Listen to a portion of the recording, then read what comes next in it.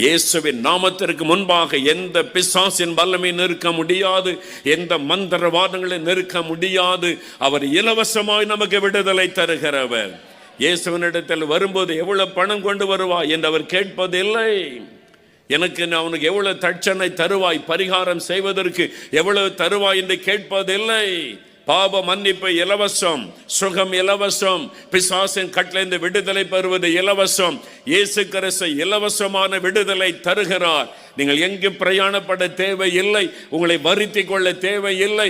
இருக்கிற இடத்தில் என்று கூப்பிட்டாலே அந்த இடத்தில் வந்து அற்புதம் செய்கிற ஒரே ஒரு இரட்சகர் இயேசு. இயேசுடைய பெயரை சொல்லி பாருங்கள், உங்களுக்கு விடுதலை. அந்த பெயரிலே தான் வல்லமை இருக்கிறது, ஜீவன் இருக்கிறது, அற்புதம் இருக்கிறது. அவர்தான் நமக்காக மரித்து மரணத்தை ஜெயித்து உயிரோடு எழுந்தவர்.